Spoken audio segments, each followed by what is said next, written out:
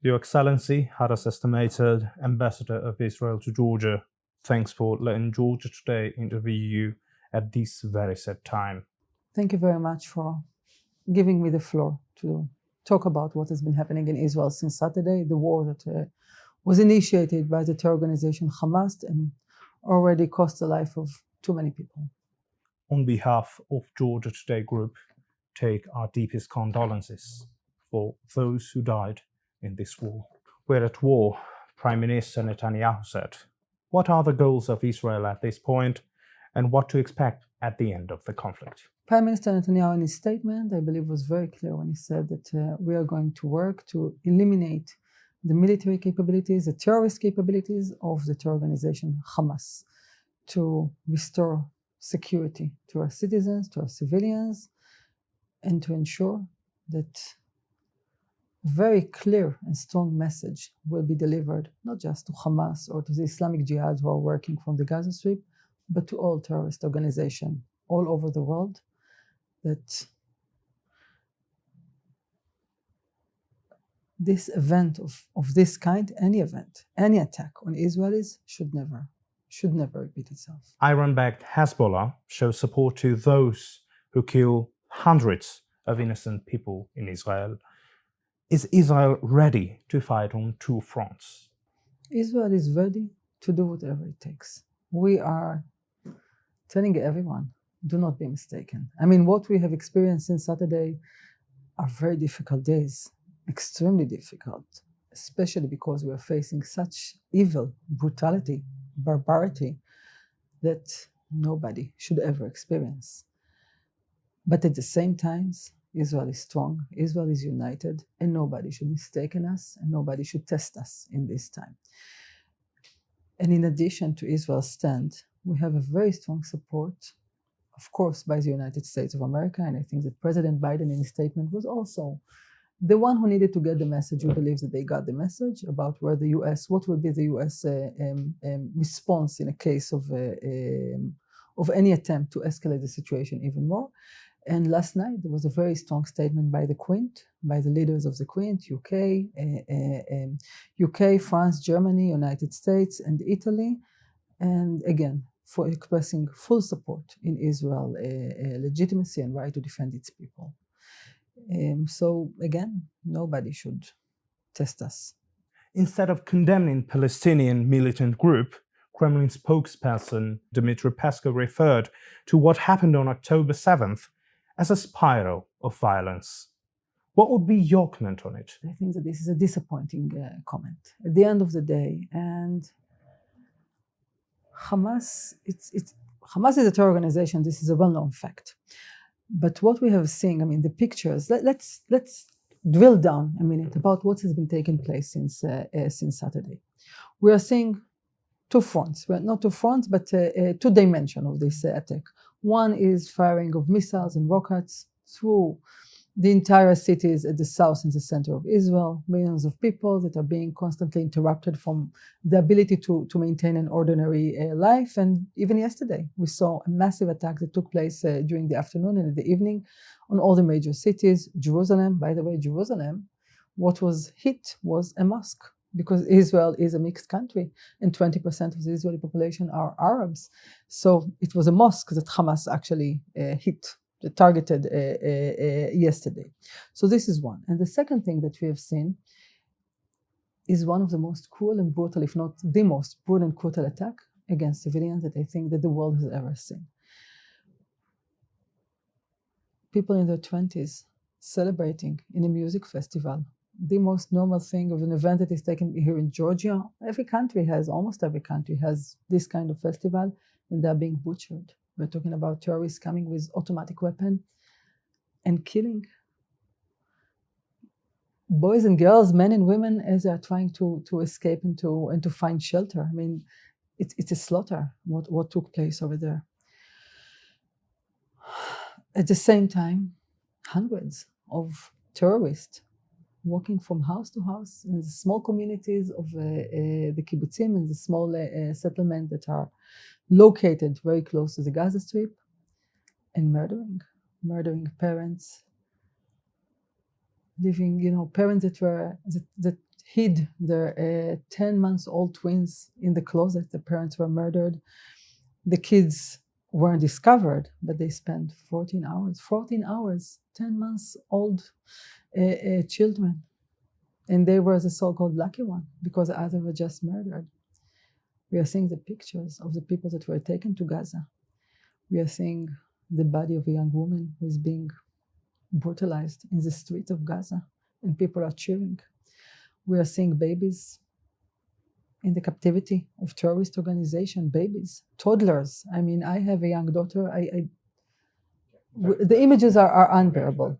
So I have to say that, I mean, anybody who is at this point in time unable to condemn Hamas for being a terrorist organization, for what it is, to understand that there is no difference, no daylight between Hamas and Daesh, that this is exactly the same thing. Radical, fanatic, barbaric organization that will stop at nothing in order to murder my people for the sake of some ideology that nobody support but those crazy people. I think that everybody need to check themselves at which side of the of history of morality they are today.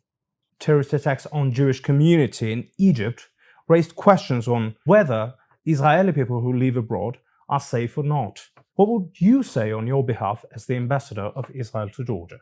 I will say that this is a very important question. Generally speaking, unfortunately, Israelis are considered to be targets around the world. I mean, we have a very bloody history of Israelis, official, non-official, that unfortunately are being targeted by terror organization. Iran as a whole branch under the Iran Revolutionary Guard that is focusing on executing terror attack against Israeli targets all over the world, including in Georgia, by the way. So this is very sad maybe to say and to acknowledge, but we know it. I mean, all Israeli know that there is also some extra caution. And generally speaking, when we see in time of escalation, in time of war like this, people should be more alert and tentative to the fact that there are those who will continue to try to harm and to kill us for the sake of fanatical ideology. What about you, Madam Ambassador? What was it like for you as a person, as a mother and a friend, as an Israeli who lives so far from her home, to hear about this horrific act of terrorism? It's difficult. It's very difficult because it's all very personal.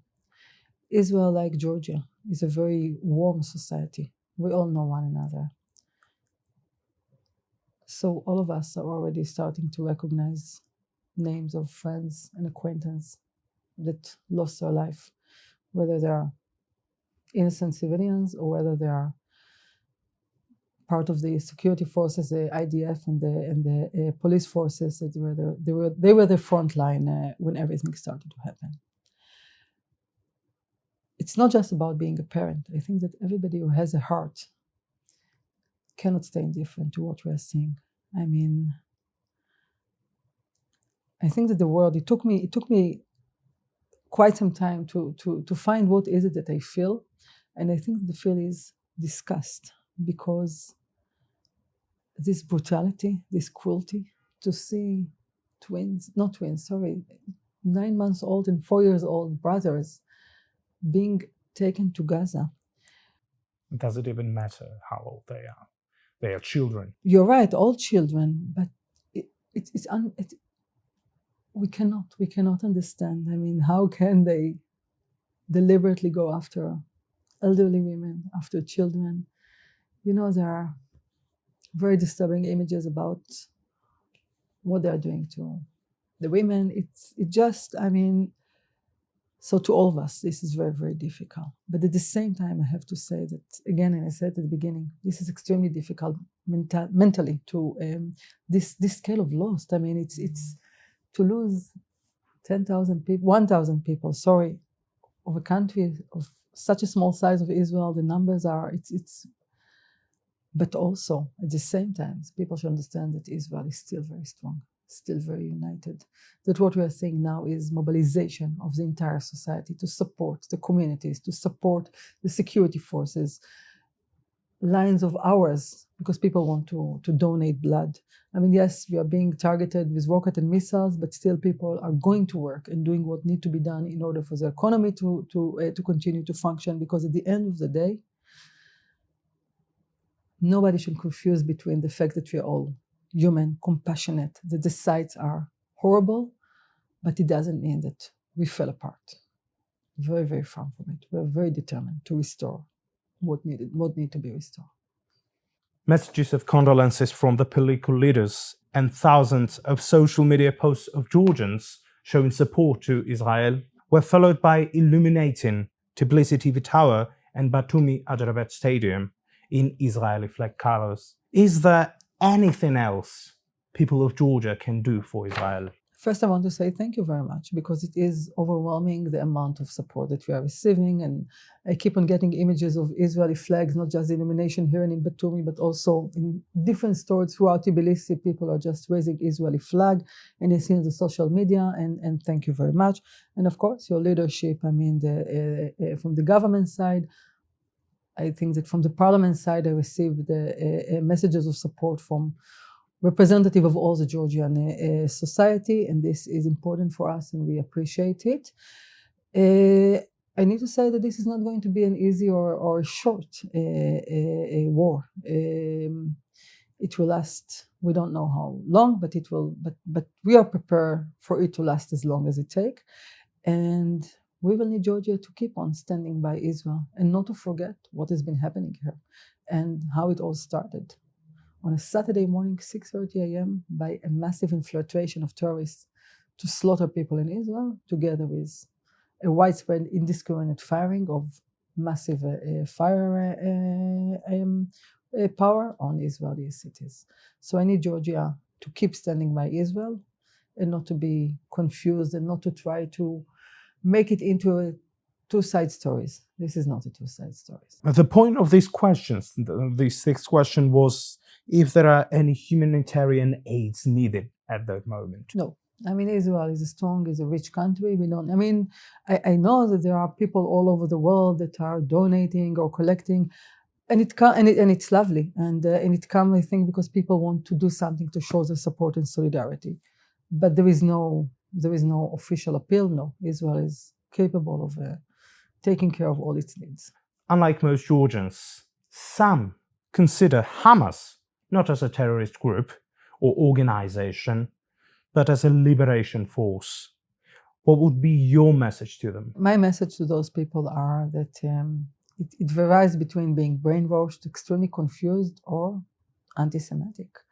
Because if someone is condemning Daesh killing people in Paris, or removing the heads of British journalists or American journalists, but is trying to justify, to give context for the same kind of slaughter that is happening just because the victim is Israeli or Jewish and not of other nationality or religion, this is pure anti-Semitism or anti-Israel belief. And I suggest Hamas is not representing the Palestinian people. Hamas is not aspiring for advocating for the two-state solution. Hamas is advocating for the destruction of Israel. Hamas' agenda is the elimination of the state of Israel, elimination of the Zionist Jewish entity. And for me, I think that, as I said before, if someone, after witnessing and seeing what has been taking place on Saturday in Israel, is still unable to condemn and to so he cannot claim himself to be part of the civilized world or part of the fight against terrorism. And it's up to him. If somebody wants to be supporter of terrorism, fine. But not fine, but acknowledge what is it that you stand for. If you stand for Hamas, you stand for terrorism. You stand for Daesh, you stand for Al-Qaeda, you stand for everything, for all of this.